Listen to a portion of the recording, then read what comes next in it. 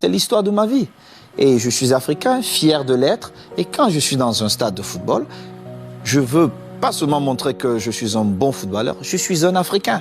Et il faut qu'on sache qu'il y a d'autres Africains qui sont peut-être encore meilleurs que moi. J'ai une pensée pour tous mes jeunes qui sont aujourd'hui à Barcelone et d'autres qui se retrouvent ailleurs. Et je reviens en arrière. Mardi, si je ne me trompe pas, je jouais face à Galatasaray. Et ça, je n'avais jamais vu ça ailleurs. Tout un stade qui acclamait un petit négro, Didier Drogba, qui reconnaissait la valeur d'un petit négro. Ça, je n'avais jamais vu ça. Courage d'abord, mais plus que courage, il faut oser. Il faut oser. Ceux qui écrivent les plus belles histoires de la vie osent. Et le Qatar est face à un défi. Moi, je suis convaincu que le Qatar va relever ce défi. Les gens ne s'attendaient pas qu'en Russie, on devait avoir l'une des plus belles belles Coupes du Monde jamais organisées. Et je suis convaincu que ça sera pareil pour le Qatar. Le Qatar organisera la plus belle Coupe du Monde jamais organisée. Mais il faut oser. Je suivais la Coupe d'Afrique, les jeunes ont du mal à rêver. Mon plus beau rêve était de ressembler quelque part à Roger Mila. Roger Mila, c'était l'idéal pour nous. Et c'est l'idéal pour nous.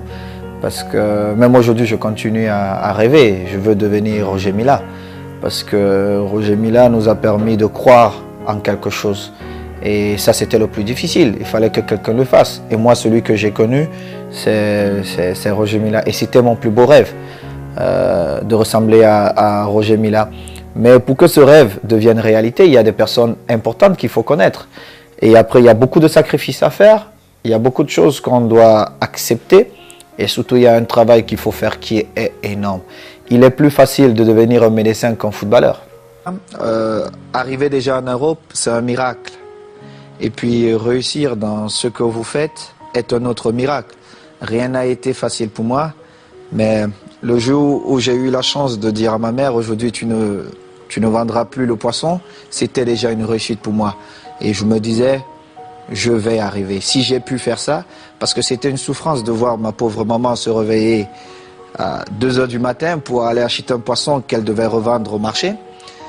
Et quand Dieu m'a donné la chance de pouvoir sortir ces phrases et demander à ma charmante maman, aujourd'hui tu ne vendras plus ce poisson, je me suis dit je pouvais devenir le meilleur.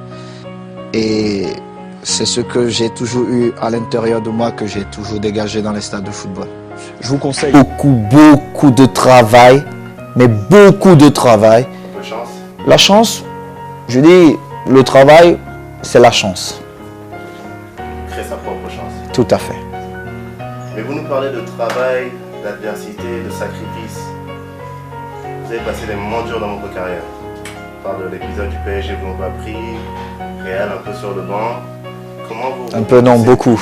Beaucoup sur le banc. Comment vous rebondissez de ces échecs? Qu'est-ce qui vous permet de continuer à Mon rêve. courir derrière vos rêves? Mon rêve.